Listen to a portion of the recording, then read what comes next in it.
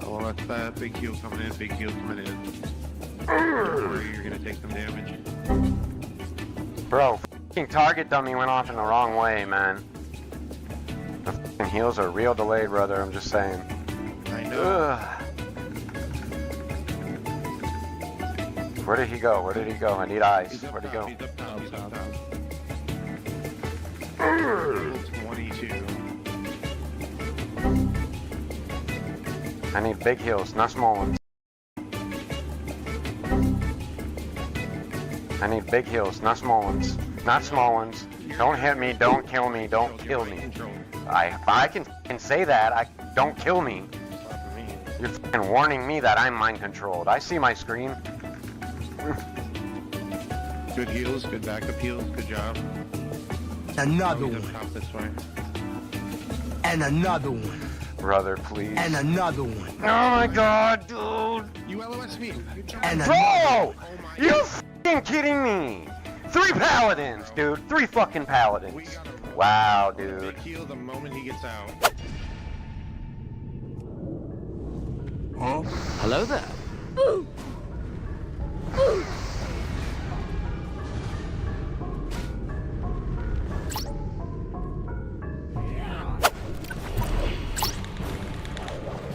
Hey, who's going on?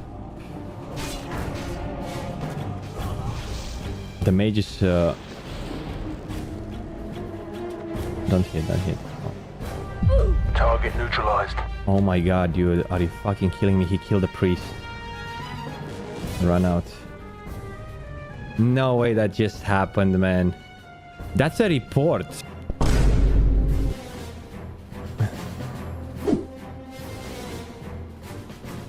He did 3.1k damage and he got a lucky crit, 1.3k. A few moments later.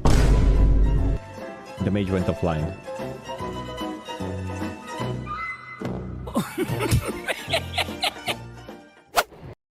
I've seen some shit, man. I ain't going down like that. Hello there. This is what I'm talking about. We're dead.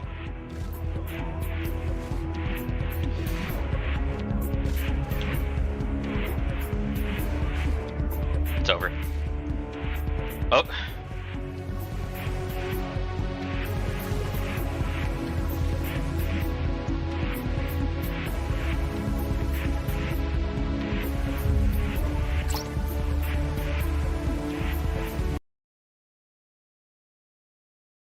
Keep a 7-3 or not. Target. I'm the mayor. Ring of the Underwood. Yeah, but I don't think it's possible. The only way, Darth, is if Frostpot. Also use your deflectors. Deflectors. Heal story. Story worth. Heal story.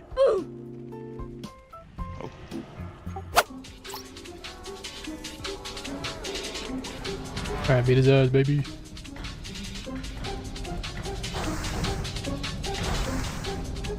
Wait, how did we already get these Vault Wardens? Yo, that's not right. I might run back to that fucking portal, dude.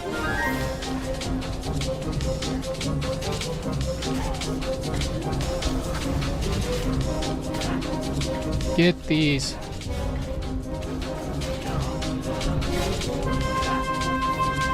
Health warning. Dude, I'm gonna die. Oh, I'm so fucked, actually. Not gonna lie. Yeah, I'm fucked. Wow.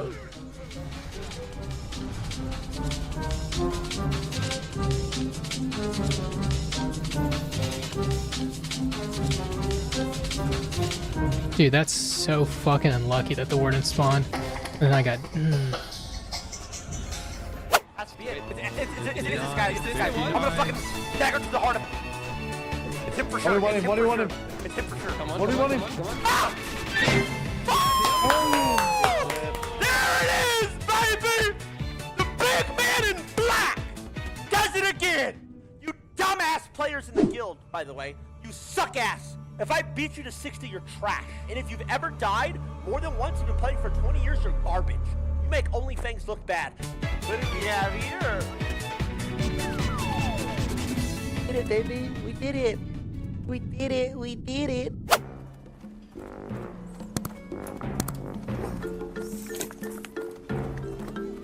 What?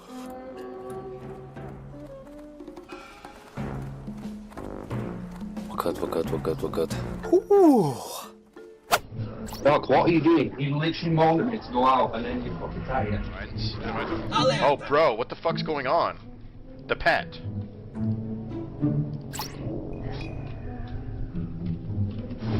Do we rip? Do we get out of here? Oh man. We have to fight. We have to fight this. Bro, what is going on? Oh no.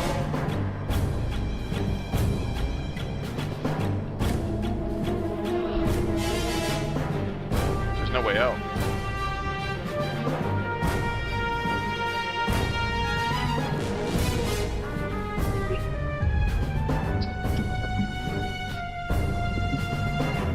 They're roaching. Bro. I had to Petri. It's over. Bro, what the fuck?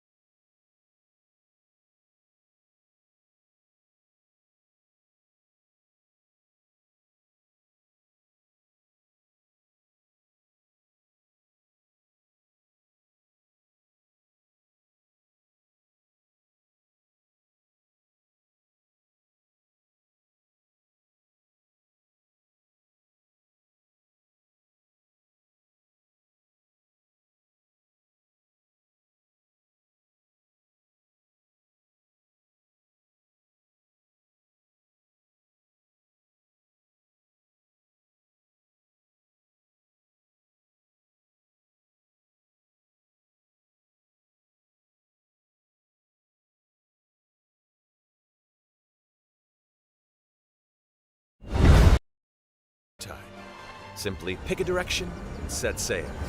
But how can you be expected to protect the whole world at once? You'll need to cover ground fast. I am not jumping.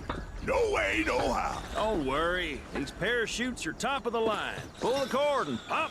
You'll be floating through the air like a feather. At any moment in the open world.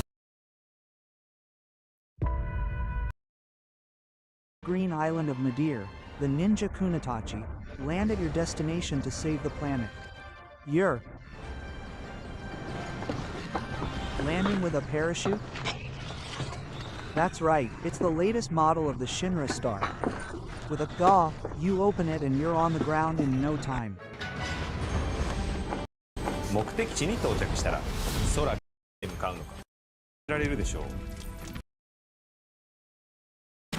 ヴィンセントの強さは銃撃だけではありません。戦闘中、体内に落ちた魔獣の因子に獰猛なガリアンビーストに変身できます。とある凄腕パイロットと一緒なら戦況を一変させる強力な連携技を放つことも可能です。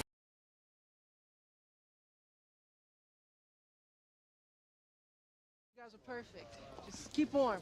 Stretch out for a second. After getting a hold.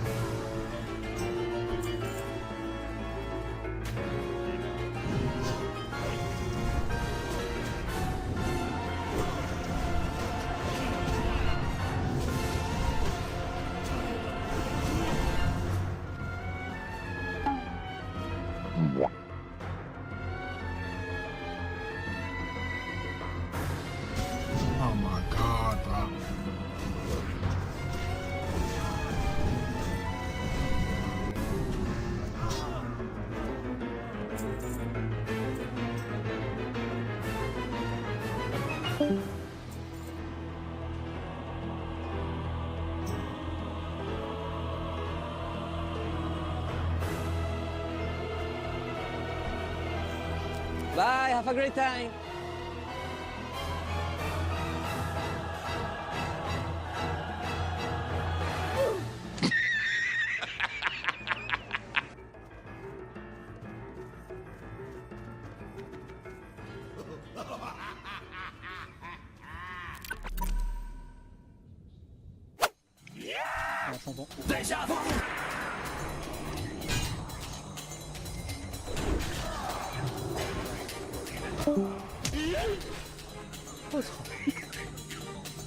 他把我击飞到那个怪堆里了，那个没关系，问题不大，问题不大，反正直接 A 就行，就两个，就两个，只能说有假人，而且就3，问题不大。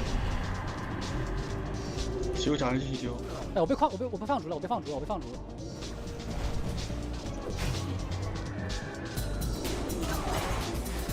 我开盾墙了，我被晕住了，先把那个 boss 打了，先单点 boss， 那个其他小怪不要碰，先单点 boss。我被恐惧了，自己喝蓝，自己喝血。我不行了。先把 boss 打了，其他不用碰。 boss 就还有5000血。无敌。我换了。我也不行了，我也换了。boss 把他打了，只要把 boss 打了就能赢。不了了，找不了了，完了。哎呦我操！哦，你正好是掉线一个，我靠，你开怪。Like.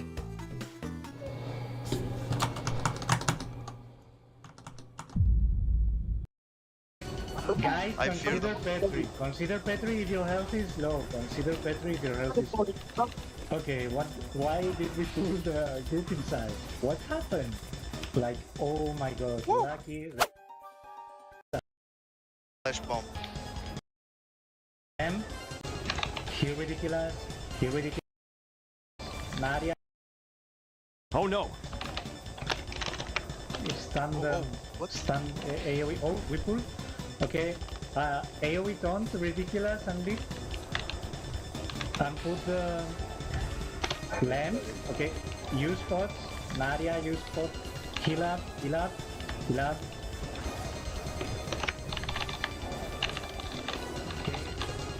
Here ridiculous. Lamb, heal yourself. Lamb. Heal ridiculous. Wait, I have flash bomb. Oh my god. Heal situative. Guys, consider Petri if your health is low. Consider Petri if your health is low.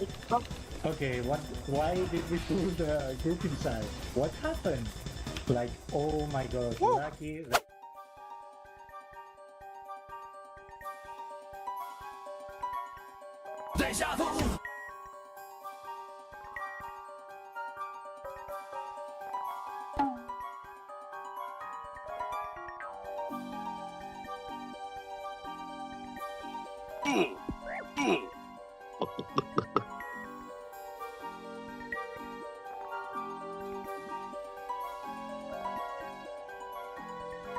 Do you see my mana?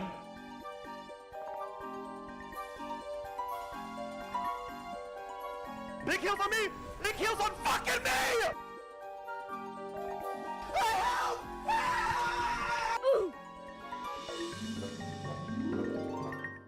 This is gonna be rough, so everyone.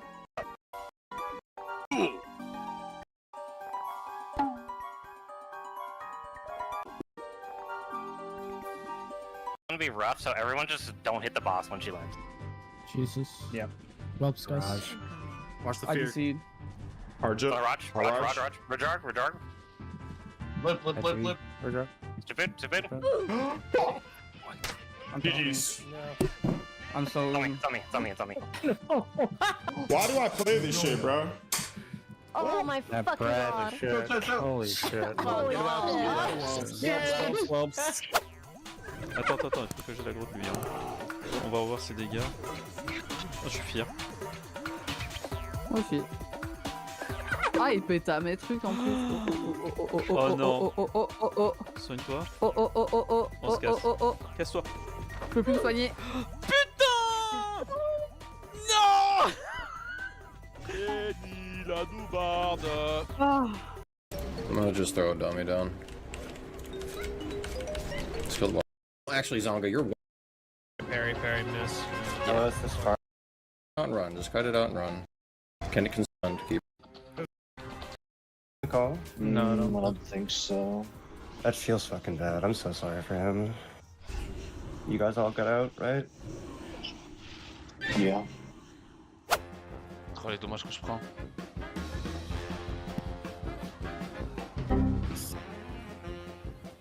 Aïe. Il est mort. C'est vrai? Il a 300 HP, gros. Regarde sur le live. Regarde-le, il court là-bas. 400 HP. Aïe, aïe. Je pense qu'il est mort là. 136.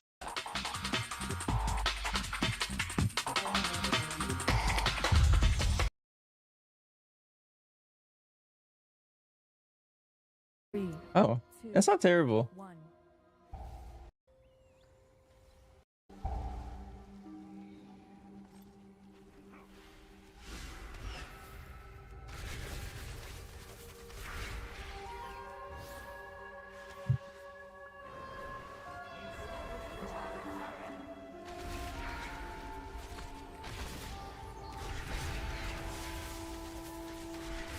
Been a while since I've been on this game.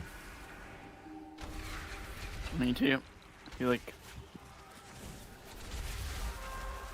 You guys lack the passion. yeah, Wax made a crazy video. A VOD review of himself. It's great. Really? Yeah, and I called out your kick in it. Was it a good Like, kick? I don't know what the bear is doing. He missed his kick here. Wait, really? Dang. Should check that out. I didn't get to that part yet.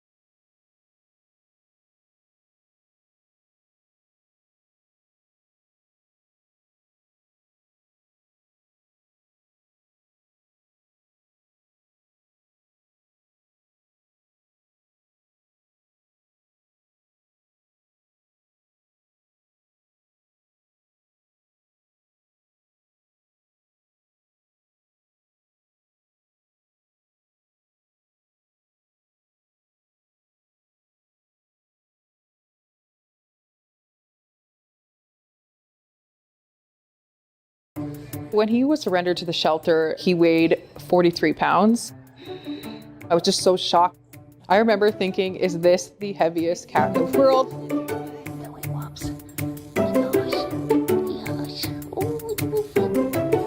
I immediately volunteered to foster Biggie. I just couldn't imagine how hard having that extra weight was on his body. Sir. So we got started right away and we got him on a weight loss plan. We can do this. Helping Biggie shed pounds has always been my priority. He's made great strides already, and although his weight loss journey isn't over, he's now at a healthier weight. So I'm excited for him to start eating Iam's Healthy Weight dry food for cats. It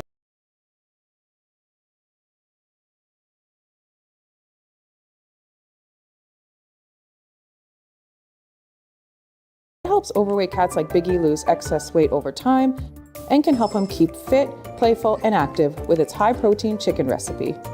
Honestly, it's hard to believe where we started. When we took him to the vet, he just had some arthritis, but no other health complications. We were very, very lucky. The vet told us at his weight, he's at a big risk.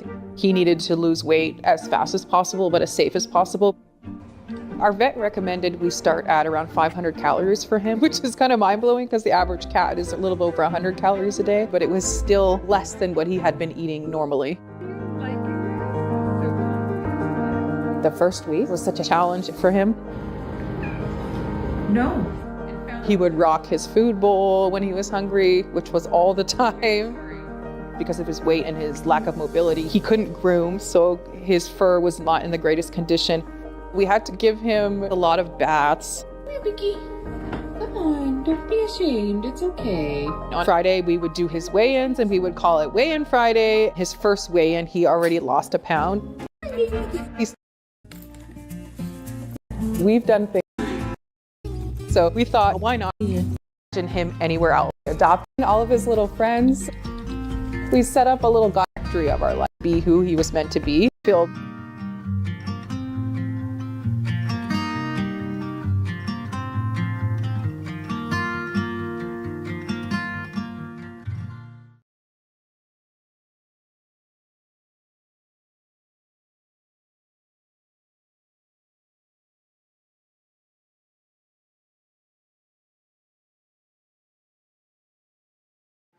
Welcome to behind the scenes of Michael.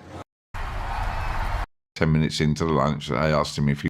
And to be honest, I asked him, I said, Jafar, what is the goal? Jafar's words to me when I said, why do you want to do this role? He said, I want to wipe my uncle's slate clean by showing his humanity.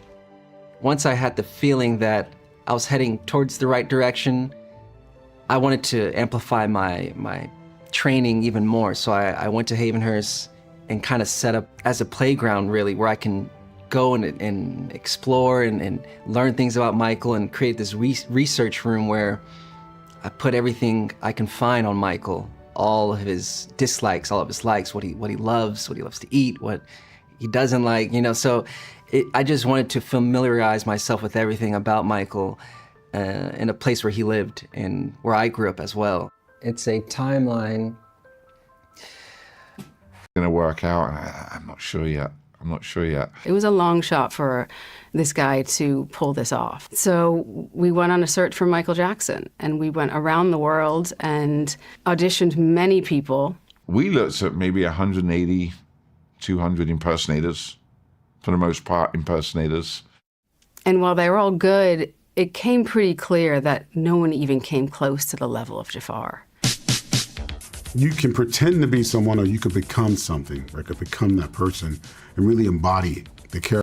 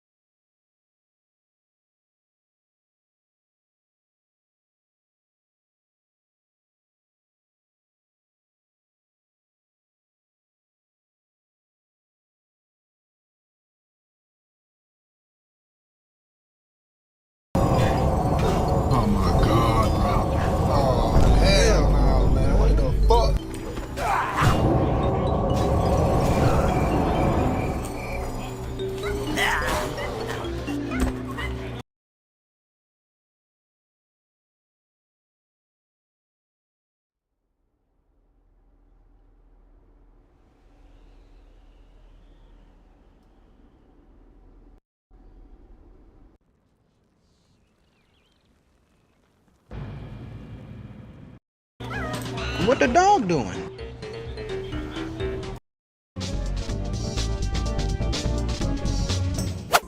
Ich brauch schnell einen Port, Alter. Schnell. Letzte Petri. So let's keep this simple. Who's been away for 6 weeks. The thing that initially tipped off the officer was the fact that I think he said that he travelled direct from Hounslow to his college at London Bridge on the Piccadilly line without actually changing, which I think is actually impossible. You need to change. Officer Newbury wants to make sure the passenger is a genuine student and that he isn't working more than a foreign student's maximum allowance of 20 hours a week. Do you work in the UK? Yes, sir. What do you work as? I just work with a recruitment company, and after that they send me some other reports for packing something. Packing, yeah? Yeah, just. Is it just labour? Yeah, just with your hands. Tray, yeah. something.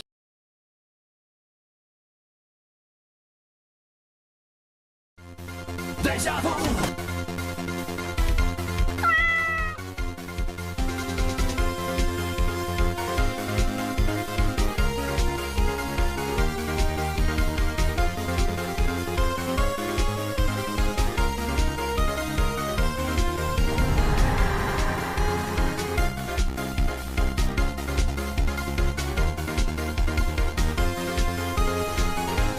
Deja vu.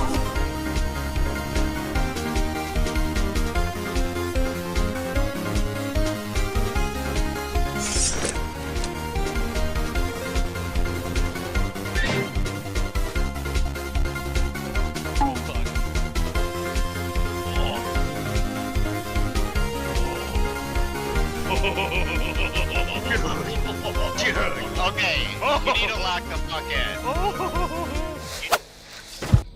Ah!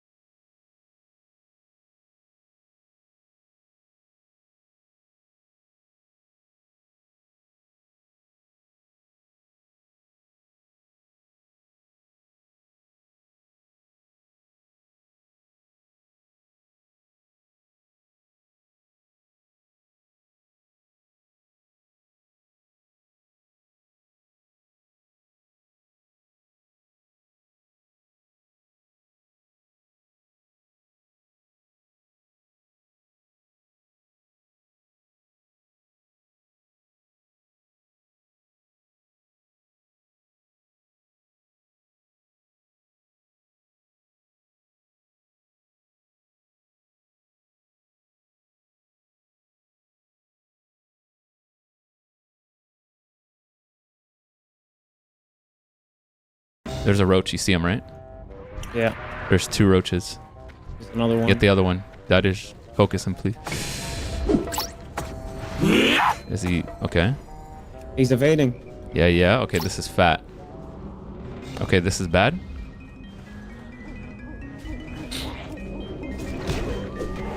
I'm ice blocking. Oh my god. Hey, I'm going. You're dipping? Don't dip. We need you. Fuck. I can't. Come down. I'm dropping. Come down. I'm dropping. Follow me. Tank is Follow gonna me. die. Tank is gonna die. He's dead. Follow. I'm leaving. Leave. Sprint.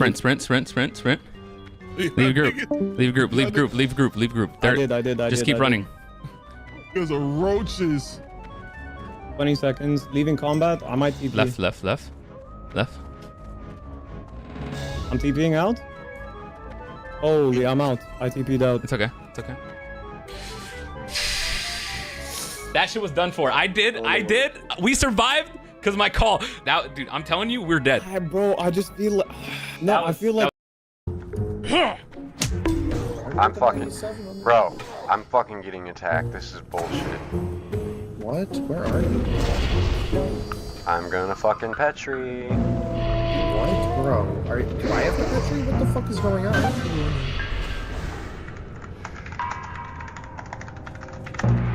Health warning. I'm earthing? What the fuck? I'm in a fucking Petri. These boys better fucking help. You better leave group and Petri again. I don't have another fucking Petri, bro. Nothing I can do here. They just murdered me. These people just fucking murdered me. There's nothing I can do. You can't lip right after? Lip? I can. Health warning.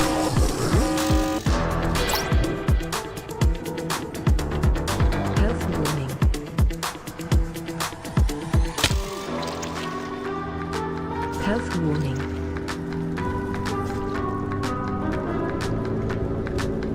Health warning. Health warning.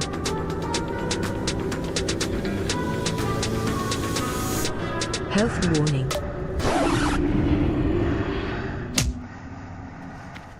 Health warning.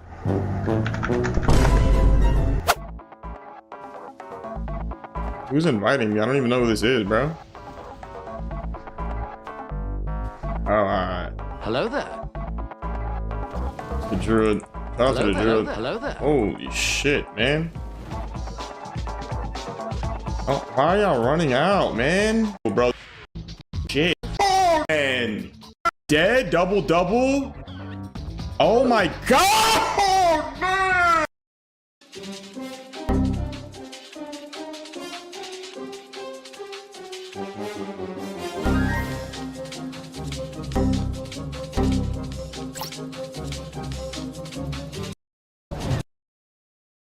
Nice trap. No! Dude. No way he fucking dies here, bro.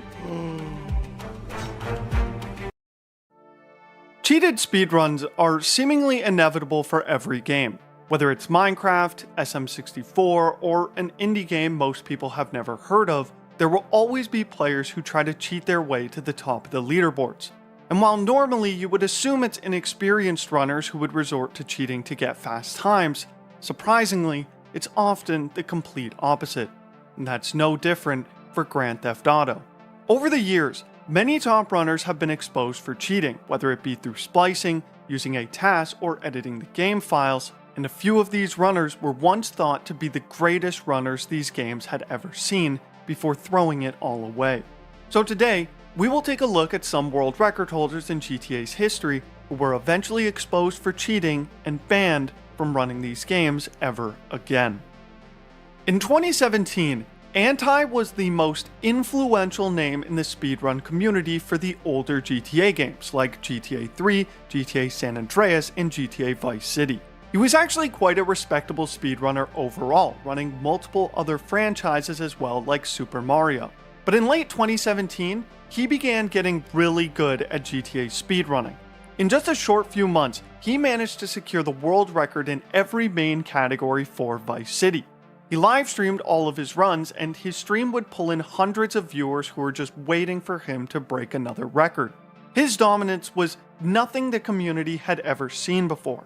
By March of 2018, he became the first person in history to get the world record in every main category for both GTA 3 and GTA Vice City at the exact same time. Anti was easily the most dominant player that these games had ever seen, and only continued this streak by setting other records in GTA San Andreas as well. On the surface, it just seemed like no one would be able to beat his times. However, with being as dominant as he was, there were some players who found it hard to believe that he could be this good at setting record times. While it's sometimes common for other runners to call out a top runner's times for cheating without any proof, these runners actually found something that seemed strange about Anti's runs. Whenever Anti hopped into a vehicle in Vice City and started driving, a gust of smoke could be seen coming out of the back of his bike or car. This happens normally while doing a burnout, but there would be no reason for Anti to be doing this every time he accelerated. This smoke wasn't found in any other player's runs, and people couldn't figure out why this was happening, but that wasn't the only problem people discovered either.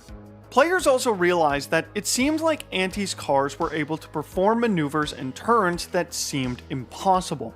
While at the time this evidence was circumstantial at best, players started investigating his runs to see how these anomalies could be done, and they came to one conclusion.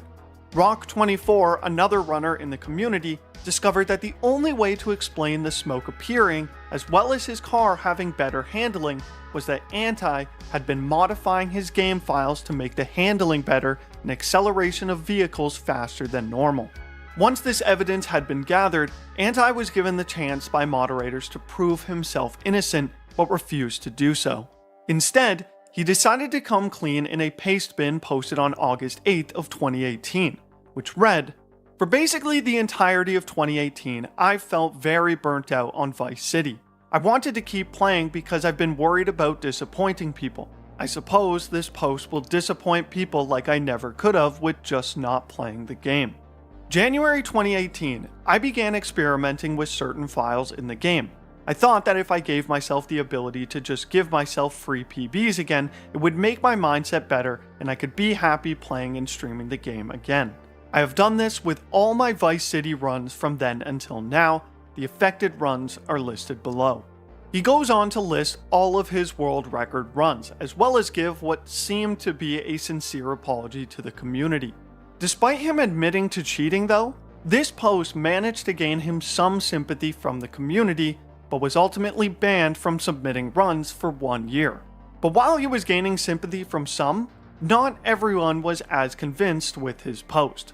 Despite claiming that he had only started cheating in January of 2018, people went back to look at his runs from before then to see if there were any anomalies, and sure enough, some of his old world records from 2017 also featured cheated runs using edited game files.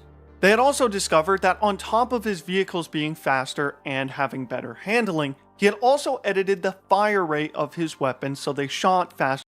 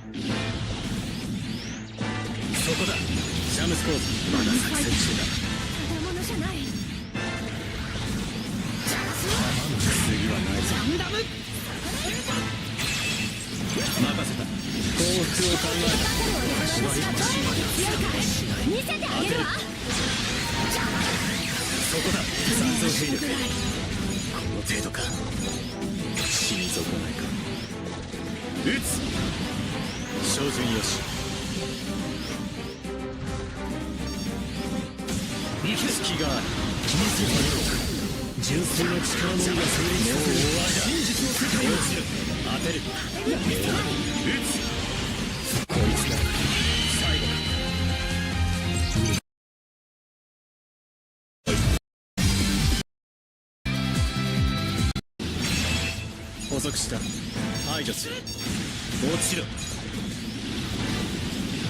何ができん。勝てる。これなら援助を来る。できればな。敵機を防ぐ。攻撃に移る。狙う。照準よし。当てる。それほどの時間を必要としない。目標を確認した。照準よし。隙がある。照準よし。右か。当てる。前からと。落ちろ。故意ではない。誤解するな。シャムスコーしたつもりか。狙える。障害。右機体の消耗。捕捉した。排除する。前からと。そこから叩いてくれ。俺は負けない。トライさせる。甘いな。目標を確認した。幸福を考えた。照準よし。邪魔だ。油断はない。逃す。死に損ないか。純粋な力のみが成立させる真実の世界を。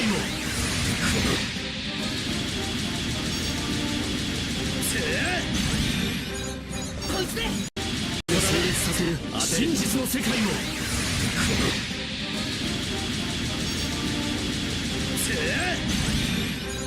こいつでも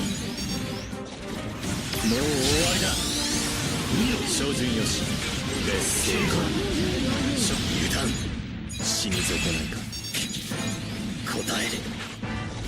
死に損ないか。無駄だ。こいつだ。最後か。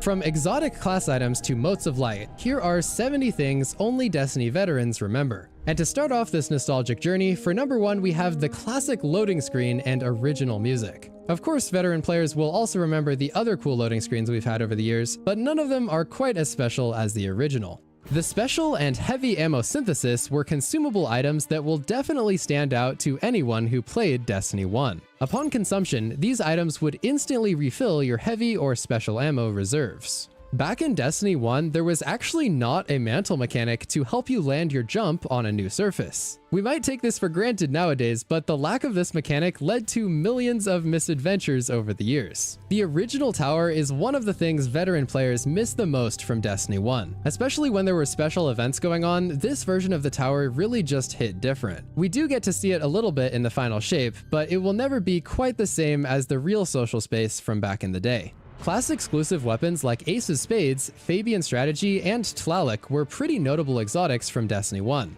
That's right, Ace of Spades used to be a class-exclusive exotic that could only be used by hunters. There were also some class-exclusive legendary weapons you might remember, like the Susanoo Fusion Rifle, a Mobius Shotgun, and Stillpiercer Sniper Rifle.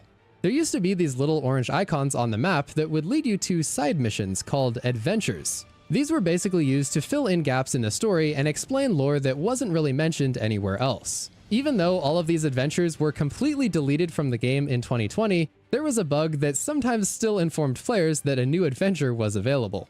Cade's Stash is a pretty iconic mission from the Taken King, where players traveled all the way to the top of one of the spaceships in the Cosmodrome, but it also contained a little surprise in the form of a Taken Phalanx. If you've played Destiny in the past few years, you might be familiar with these guys. You know, the ones that send you flying backward with their shield ability. Well, since players didn't know about this at the time, many people were in for a surprise when they encountered their first Taken Phalanx on this mission. Traveler's Chosen Damaged was a zero-power sidearm obtained from the Red War version of the Destiny 2 introduction campaign. Some players still even have this weapon as a memento because that campaign has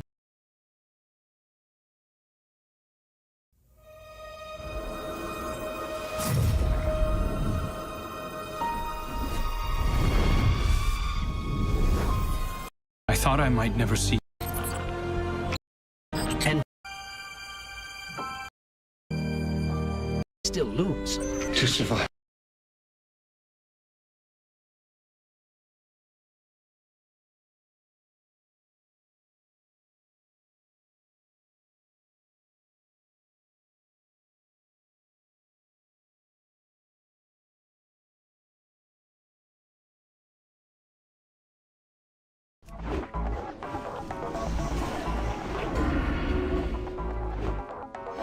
This is how it ends, Deb. Nice and slow. Whoa! Oh my god! What just happened? I just fucking killed him. Oh my god, bro! I can't fear him, by the way. I can't fear Deb. I don't want to dot him because he should come out soon.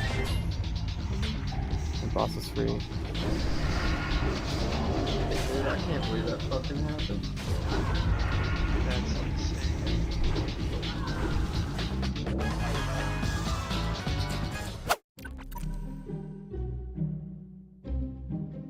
And the best part about all this is, y'all, they can't touch me. Y'all wanna know why?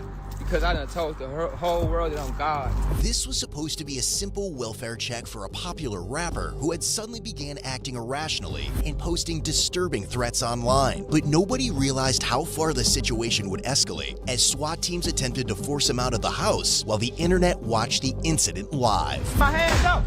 My hand up! Look! My hand up!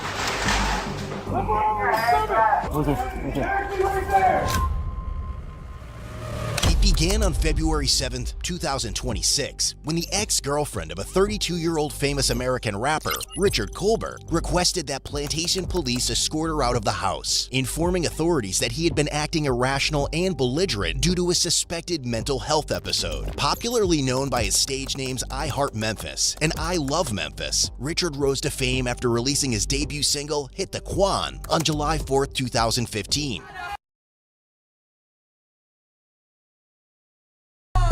which made it onto the Billboard Hot 100 and eventually peaked at number 15 within a year. Over time, as his presence on the music charts declined, Richard shifted his focus toward building his Instagram and TikTok audiences, using his more than 740,000 followers for sponsored content, lifestyle vlogging, and personal branding. But now, he was using those same platforms to post far more alarming content, including the moment officers arrived to escort his ex-girlfriend and daughter out of the house. Oh, y'all done walked out. Hold on, that little y'all done bought. Hey, you need to stop eating red meat, fat ass. Y'all know red meat is AIDS, dummies. I'm finna expose everything, even how the pyramids was made, and I'm finna expose why would I need help? I am there. I break down like right there. Officers are positioned everywhere. They are ordered to retreat, hoping the less threatening approach might draw him out of the house. In the meantime, one of the officers finds a window of hope to reason with him, to grow with thousands. Front door with your. Are you ready? Behind your head! Exactly right there! Right there! Hands up! Look around! On February 10th, Richard Colbert posted bond and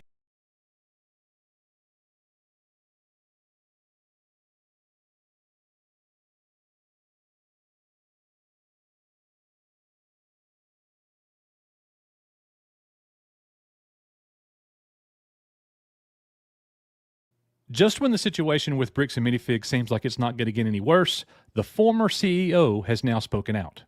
And that's not just some random employee. We're talking about Dan McNeff, the father of the current leadership.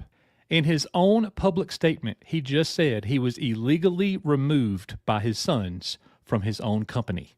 So tonight we're asking the obvious question. If Bricks and Minifigs has this type of mistrust within their own family, how's anybody supposed to trust anything that they say? And to be clear, guys, threats and harassment are 100% wrong. But the questions this statement raises are absolutely fair.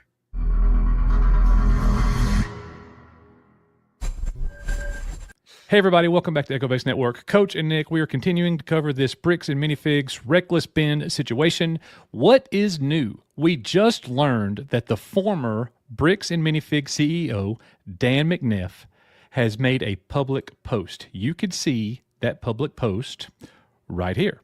Here is Dan McNeff and his Facebook page. Thank you, Dan, for making your page public so everybody can go and see it. And here's what he had to say, Nick. We want to look at this. So Dan McNeff, yesterday at 1:38. Unfortunately, we're just now getting to this information, but I haven't seen this covered.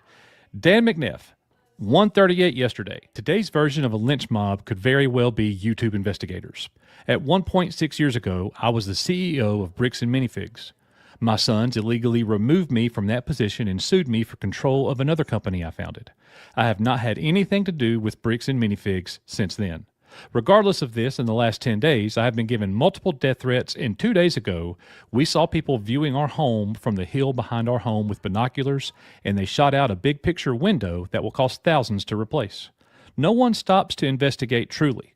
They make a lot of assumptions and hurt innocent people. Every one of those Bricks and Minifigs stores are independently owned and operated, and they don't deserve to be hurt. Many of the people pushing this whole story have their own Lego stores and want to hurt the competition. So my question is, who watches the watchers? Will Reckless Ben investigate all the innocent people he has hurt and do what he has to do to help them? Wow, that is a massive statement from someone this close to the company and to this situation. But it's funny how his sons did this to him, yet he seems to be taking up for his sons and not really taking up for the innocent person who I believe is innocent, which is Reckless Ben, who's literally just trying to help an old man get paid for his Lego collection or get his Legos back. And that was it. So he makes a fair point. What about all the good people who run Bricks and Minifigs? They're being hurt. Well, Here's where I would disagree with him. That's not Reckless Ben's fault. No. That's your son's fault that they're being hurt 100%. by your shenanigans. Yep. And what 100%. you did to an innocent an innocent man selling his collection. You stole it from him. You sent in these jihadists to take over the store. Yeah. We're going to do a video on Johnson at some point very soon. So all that's really unfortunate. So I think the main premise of his post, I get what he's saying. There's some good people working at Bricks and Minifigs. I don't think anybody would dispute that. I don't think Reckless Ben would dispute that. The Last Relics even said so when we interviewed him. Yeah, we've even interviewed somebody, a friend of ours, on the channel that used to run one of the stores. Yeah. So there's no doubt about that. But to put all of that on Reckless Ben and not put that on your son right after you just called them out for having stolen the company from you. Yeah. That's what doesn't make sense here. Yeah, it's crazy. So that is crazy. It is a massive statement, from him. People have been wanting to know. He is the former CEO. He is the father of the McNeff brothers. That the word was already out. The McNeff brothers stole this company, and people are like, "What? Really? Do we know? Has the dad ever said anything?" Well, here it is, folks. Yeah, here it is. You could go look at his profile yourself, Dan McNeff. It's public. Yep. So I don't know, dude. Like, I'm sure there's some things that he can't say, but it's a very interesting public post to make with all this going on. And if their own father is saying this publicly, people are going to start asking questions about this stuff. I mean, they're going to, he said he had somebody shoot out his window. Like, I don't know if that's true or not, but if so, I'm sure he probably called the police. I mean, surely there's got to be documentation on it. And all this other stuff about them basically illegally stealing the company from him. I mean, there's got to be documentation. It just seems like this whole situation, there's just more and more stuff coming up that just brings on more and more questions for people to investigate. And that's what a lot of YouTube content creators are doing right now. I can't think of a reason for anybody to be angry with Dan McNeff. So he had nothing to do with this. Any angst against him, anybody throwing rocks at his windows or stalking him, or he doesn't need any of that. He has nothing to do with this situation. If you're upset with somebody, be upset with those two store owners. Be upset with the CEOs, McNeff's sons. That's who we need to be focused on. It is interesting, though, like, for Mr. McNeff to come out and say these things and basically say this is all Reckless Ben's fault. He's trying to get the public turned into going towards Reckless Ben, who has been silenced. He's got a gag order, and Reckless Ben can't even speak about this right now. That's one reason why we're making this video. I would love to know what Ben would have to say about the dad, the former ousted CEO, coming out on his son's behalf after he says they stole from me. Yeah. They took more than one company away from me. But this is Ben's fault, and Ben's wrong for this. And I'm being stalked because of Ben, when you're actually being stalked because of the shadiness and the dirtiness and the corruption and the business policies that your sons use with Bricks and Minifigs. That's the issue here. Yeah, 100%. Supersize the American way. Getting fat, getting broke, either way you're gonna pay. What happens when a man eats nothing but McDonald's for 30 days? In 2004, Morgan Spurlock set out to find out, and filmed his body breaking down in real time. I'm getting this really weird feeling right in my midsection, like basically in my penis right now. It's just like this. It's really freaky. The message? Fast food is toxic, obesity is rising, and the fast food industry is to blame. It terrified parents, changed school menus, and made millions fear McDonald's, but not everyone bought it. In the years that followed, a wave of response documentaries emerged. Some lost weight eating McDonald's, others proved his math didn't add up. Super Size Me was an amusing documentary, but it was full of baloney. And behind the scenes, the filmmaker was hiding a secret, one that would make the original experiment even more questionable. This is the overlooked story of Super Size Me, and how one viral stunt shaped the way we eat, think, and fear food. Rates are getting worse. The country is facing a dangerous weight problem. People were looking for the root cause, and the finger was pointed to the rapidly expanding fast food industry. Marketing toward children right now is having such a huge impact. It's conditioning children to want soda, to want fries. With McDonald's aggressively marketing to children, they became the perfect target. One father even tried to sue them, claiming he thought the food was healthy and that it was McDonald's fault that his daughters became obese. Lawyers argued that if they could prove McDonald's intended people to eat their food for every meal, and that it was harmful, they might have a case. Watching it all unfold was Morgan Spurlock, a broke, unknown filmmaker, and he saw an opportunity. And I turned to my vegan girlfriend on the couch, and I told her, I said, I got a great idea for a movie. The big demon in America was obesity, was the obesity epidemic. Spurlock set out to take the fast food giants head on. The goal? To demonstrate the harmful effects fast food can have on the body. For 30 days, he ate only from McDonald's, 3 meals a day, trying each item at least once. If they offered to supersize, he had to say yes. So if the cashier said, "You want that supersize?" I'd say, yes, ma'am. Okay. Even the water he would drink had to be from McDonald's. Because I didn't want to have anything that could taint the experiment, you know. So. He stopped exercising and aimed to keep his steps below 5,000 a day to mimic the average American, investing $65,000 of his own money, hoping the film would be shocking enough to turn a profit. Every 8-year-old's dream right now that I'm getting ready to fulfill. Spurlock was extensive with his medical checks. We're going to do a rectal exam. He was assessed by 4 different professionals who would monitor the experiment: a GP, a cardiologist, a gastroenterologist, and a nutritionist. Any alcohol use? Now, none. Everything seemed to be in check. Your kidney function, your liver function, they were all perfect. And just like that, the experiment began.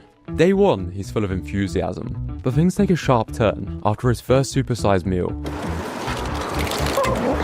Quite a dramatic start. My body early on was saying, don't do it, man. After just 5 days, he's already gained nearly 10 pounds. His nutritionist warned he was eating double what anyone would consider normal. But Spurlock pushes on through the penile issues, lethargy, and headaches, opting for massive portion sizes. Look at that. Look at that Coke. With obesity tied to serious health risks, he set out to prove the damage firsthand. The spotlight turned to how little that the public really understood about basic nutrition. What's a calorie? Oh, Jesus. That's a good question. Highlighting how kids are more likely to recognize Ronald McDonald than Jesus. By day 14, he developed signs of addiction to the food, and his nutritionist expresses concern over saturated fat and sodium levels. I think the saturated fats are starting to impede the blood flow to his penis. What? His diet is deficient in most micronutrients, and his health was suffering more than most doctors could comprehend. If somebody were doing this to their liver with alcohol, they could theoretically wipe out the liver. I've never heard of anybody doing this to their liver with a high-fat diet. By the 3rd week, things take a bleak turn. Just trying to get my breath back, and I want to finish, but don't want anything real bad to happen either. That idiot wasn't me, but don't worry, he didn't die. He was just being dramatic. Although his blood tests were showing significant signs of liver damage. The results for your liver are obscene beyond anything I would have thought. I mean, by day 21, it was very scary. I had 3 different doctors. My liver at this point had so filled with fat that one doctor compared it to pate. Spurlock was starting to feel the mental consequences too. I got massively depressed. By the final week, his doctors were begging him to stop. With his health spiraling, even his girlfriend stepped in, designing a recovery plan to try and undo the damage. I've got Morgan's detox diet all ready to go, making sure that I'm getting as many cleansing vegetables into his diet as possible. Because Spurlock's final results after his fast food binge were shocking. He had gained 24.5 pounds. His LDL cholesterol had shot up. He felt emotionally numb, lethargic, but most concerning was the state of his liver. You know, we see people who go on an alcohol binge and their numbers go up like crazy. But to go on, a Mac attack, they've got numbers to show that it attacks your liver too. I wouldn't have even thought about this. But it took him over a year to lose the weight he had gained. A pretty compelling documentary, right? The media seemed to think so. Spurlock won Best Director at the Sundance Film Festival and Best Documentary Screenplay at the Writers Guild of America. People rushed to view the documentary in theaters, earning over $11 million at box office. and eventually $22 million worldwide. The piece would go on to be shown in schools across the world to help educate on the dangers of fast food. I, for one, have seen Spurlock getting probed way too many times, but overall, everyone seemed to love it, except those at McDonald's. McDonald's didn't really want to talk to me. Yeah. It was a complete disservice to anyone looking for factual information or real solutions. The company called the documentary a supersized distortion of the quality of choice and variety available at McDonald's. The film is about Spurlock's decision to act irresponsibly by eating 5,000 calories a day. However, the response in America was mostly quiet. But in the UK and Australia, they really went into the check out McDonald's check out as things are seriously, which that part maybe prepared for much too, because they felt about it. Months after the documentary's release, McDonald's quietly phased out the supersized option. They insisted it was just menu simplification, not a response to the film. But the timing raised eyebrows. They also started making their meals look more nutritious. After years of criticism, McDonald's said today it will begin serving a healthy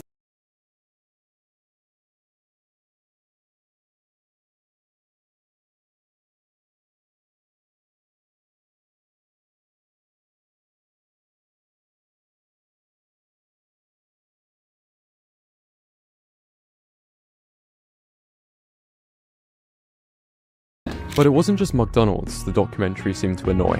Some saw Spurlock's experiment as sensational and advocated for more personal responsibility. Long before Spurlock,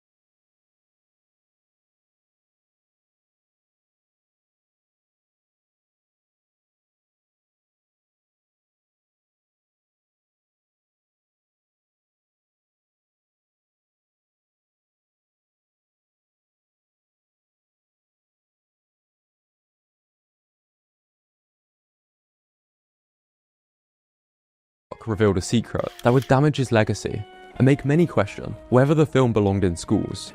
A wave of questionable response documentaries had already started pushing back.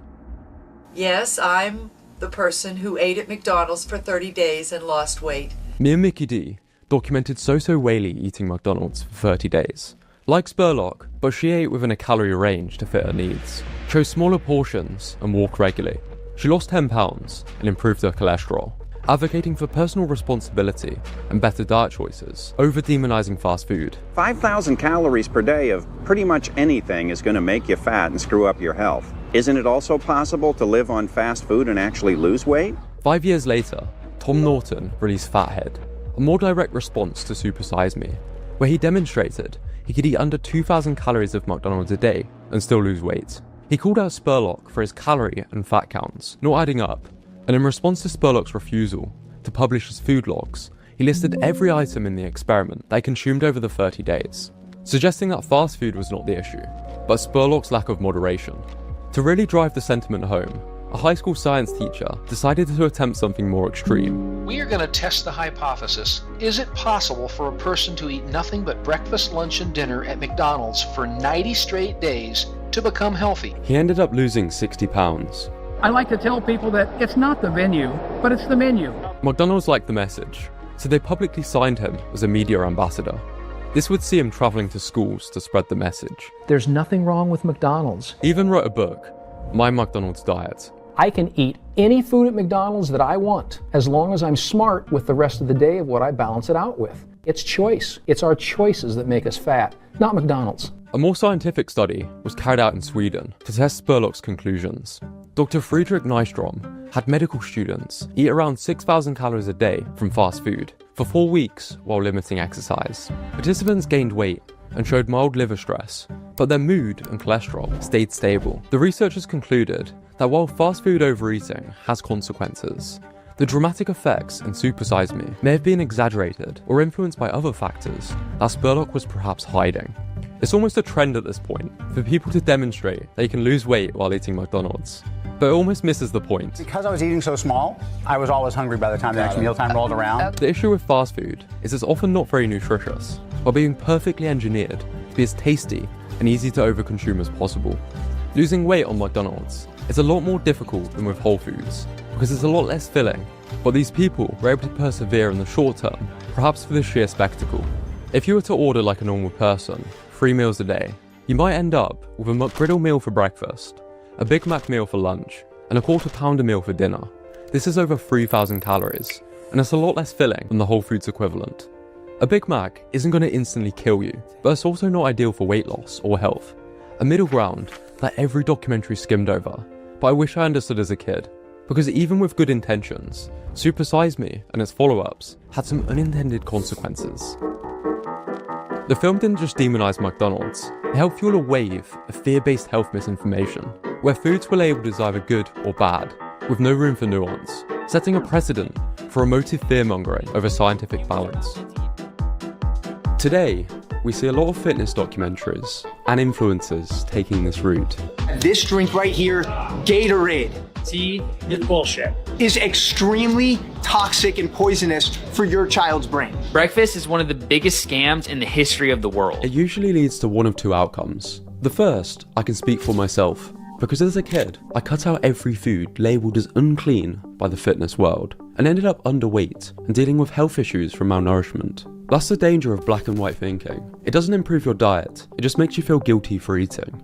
Ironically, I'd have been healthier if I'd have just eaten the chicken nugget.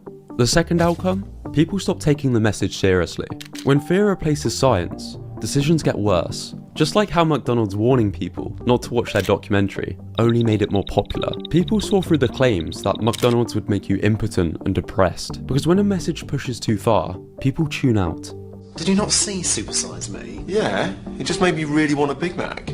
Similarly to the massively ineffective anti-drug campaigns in the 80s. This is your brain on drug. Any questions? Some say Super Size Me oversimplified obesity, blaming fast food while downplaying personal responsibility.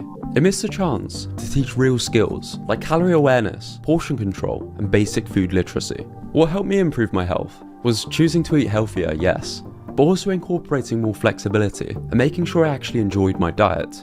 Realistic and sensible advice. That's why many health professionals argue this documentary has no place in schools. But schools didn't take this seriously until years later, when in 2017, Morgan Spurlock posted a confession that finally explained why his McDonald's experiment shocked his doctors so deeply. He admitted to struggling with alcoholism, revealing he hadn't been sober more than a week in 30 years.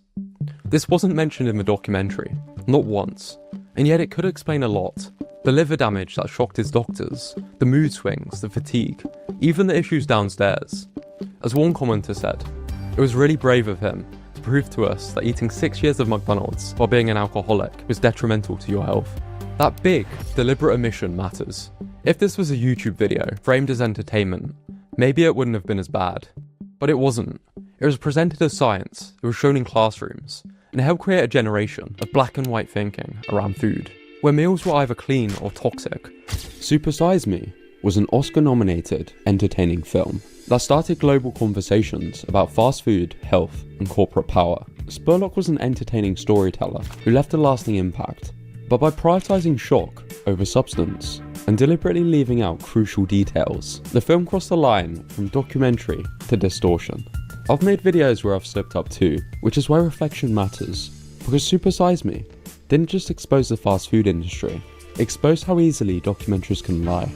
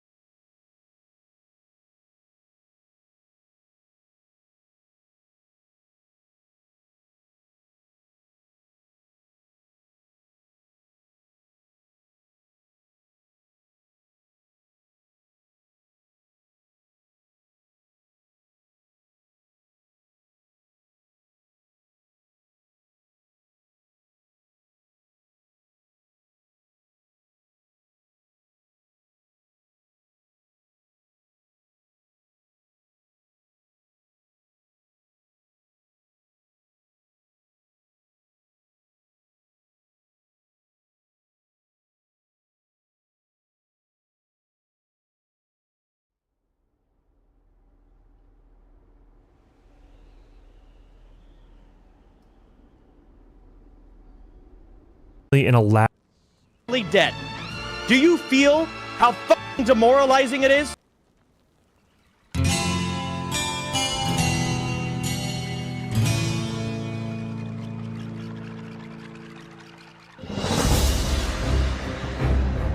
For better or for worse, over World of Warcraft's 20-year lifespan, there have been some players or moments that have stood out from the rest.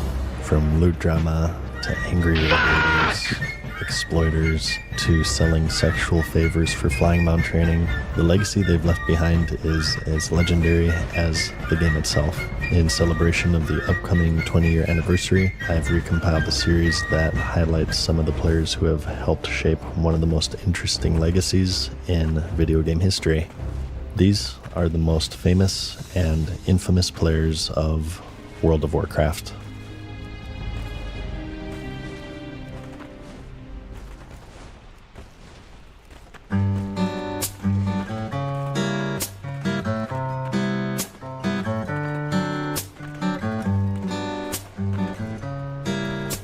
Have you ever heard the tale of Gedrin the Dwarf? Out of sheer boredom, one day he went exploring in the Deeprun tram that connects Stormwind to Ironforge, and he came upon an interesting scene. You see, Gedrin was on a role-playing realm, and he came upon two night elves in the middle of a very special roleplay, Enotep and Artemisa.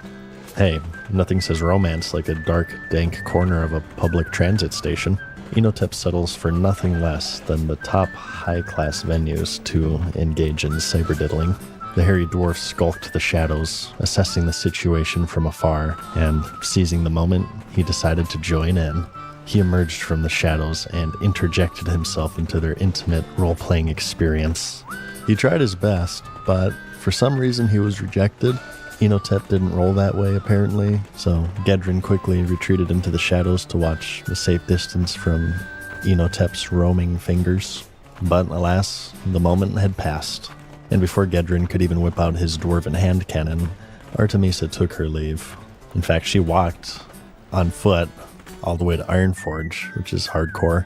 Uber didn't exist back then, apparently, and Enotep, not too pleased with this turn of events, prepared to leave as well, but not without a choice of words to the dirty dwarf. No one stands in the way of a night elf and his cybering. He re-equipped his clothing and verbally bombasted Gedrin for dropping in uninvited, and feeling remorse for ruining the moment, he offered an apology, but it wasn't taken. He had done quite enough, and Enotep walked off into the sunset, never to be seen again. Karmer the Paladin. Back in vanilla, there was a talent called Reckoning, which would give the Paladin an extra attack on their next attack upon being critically hit, stacking infinitely. A Paladin by the name of Karmer saw the potential in this, and using the dueling mechanic, he stacked Reckoning to an absurd amount to become a weapon of mass destruction. He did this right next to the outdoor raid boss, Kha'Zix, and when he was ready, he charged in and insta-gibbed him. A video of this event was released, and Paladins worldwide started emulating it, using it to one-shot people in PvP, kill Kha'Zix themselves, and so on, and it was quickly hotfixed to only store 5 charges max before more damage could be done, but not before Karmer cemented himself into Paladin legend. Drama over loot has never been in short order in the game, but for this particular guild, it had reached a boiling point in the Burning Crusade expansion. Analog Kid was a rogue in the Vicarious Guild of the Area 52 server. From the Sunwell Plateau raid, the final boss, Kil'jaeden, dropped this legendary bow, Thoradal the Star's Fury. This was the first legendary item meant for hunters, aside from Thunder Fury, of course, and it was perfect. It had a slow speed, amazing stats, and most of all, it had its own ammo. This was back when hunters needed to buy ammo for their bows and guns, and it was the item that every hunter wanted at the time. It happened to drop for the Vicarious Guild, and 1 of 2 hunters would be the lucky recipients, or so they thought. Citing that Analog Kid was more loyal to the guild, it was given to him to use as a stat stick over the 2 hunters in the raid. This was also back when rogues had a ranged weapons slot, and hunters had melee weapon slots. They could equip both, but obviously ranged wasn't the rogue's primary, and it was just used for extra stats. Word of this quickly spread, and the whole guild and Analog Kid became the subject of ridicule and anger. And it's quite ironic that the ongoing joke of the game was that everything was a hunter weapon, but for this day, it happened to be that this legendary bow was a rogue weapon. But next, let's go over the computer programming weapon, boot.dev. Have you known that warriors were the worst class in the game? They killed things much too slowly, and they were constantly calling for buffs on the forums and whatnot, and everyone believed them to be underpowered, except for one person. He called out against these cries for buffs and said that warriors weren't even underpowered, but rather they were overpowered if you actually knew what you were doing. No one believed him, so he put his money where his mouth was, and he made a video showing them how it's done. He showcased a 3-minute steamrolling through high-level mobs, often killing them in just 2 hits, which was unheard of those days. Back then, the Bloodthirst ability worked much like Victory Rush, where it triggered off of kills, so he just chain-killed an entire compound without having to stop once to heal. He was right. Warriors were overpowered. In a storm of people saying that they were weak, he showed that with proper itemization and talents, they were wrecking balls. Shortly after the video was released, they were hit with a nerf bat, and everybody subsequently pointed their fingers at Indalimar as the cause. He was just a little too good, and the class suffered because of it. And he was so good, in fact, that Blizzard hired him as an itemization developer, and he's had a few items named after him. There's Ramaladni's Blade of Culling, which is just his name spelled backwards. And also in Diablo 3 you have Ramaladni's Gift, which gives a socket to any legendary. And he also got his own card in World of Warcraft's trading card game. He continued to work for Blizzard until, sadly, he passed away in 2022. Time is money, so it stands to reason that at a certain point, a World of Warcraft account starts to accrue significant value. Next up, we have what is possibly the most infamous instance of a World of Warcraft account being sold.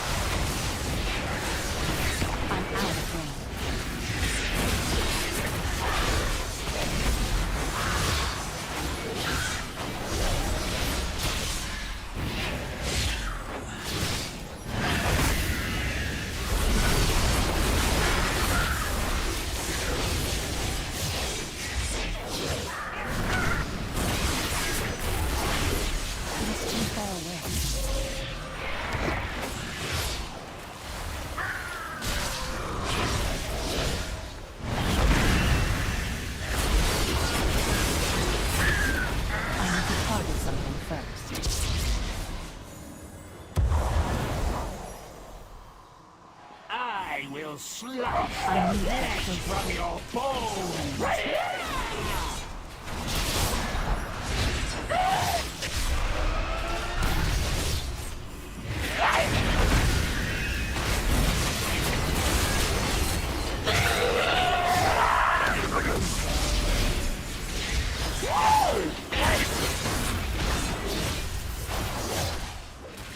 It is too far away.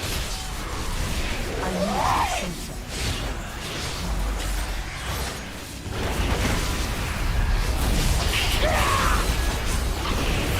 I'm out of range.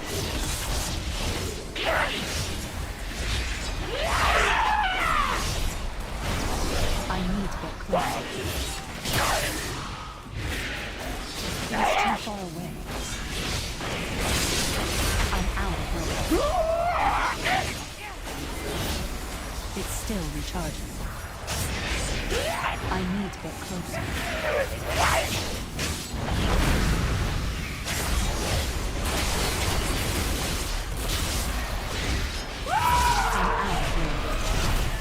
Only the strongest survive.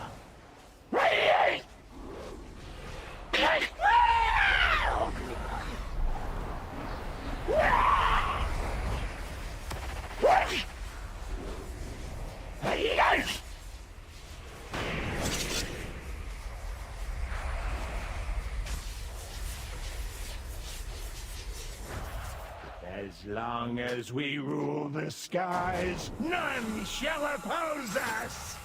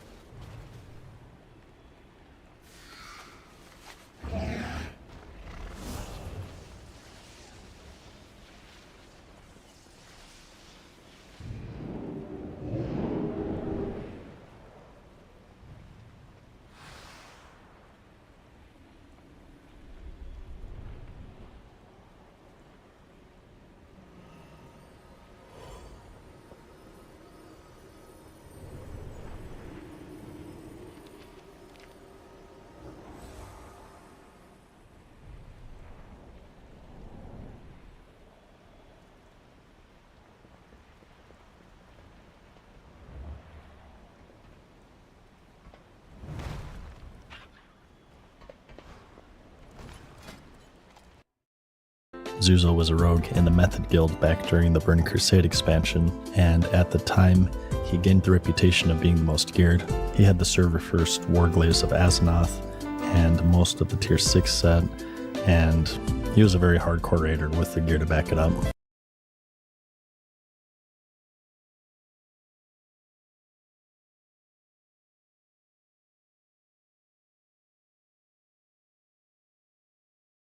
One day, somebody with a lot of money started whispering him, offering him real-life money in exchange for his account, and he initially refused the stranger's offer, but he persisted, offering more and more as time went on, eventually reaching 7,000 euros, which was nearly 10,000 US dollars at the time. As it turned out, something happened with Zuzo in his personal life, and he found himself strapped for cash, so he finally accepted the stranger's offer, and he sold him his glaive rogue for 7,000 euros. The buyer renamed the rogue to Shax, and got to play for all of 5 days before he was banned by Blizzard. And the reason for that is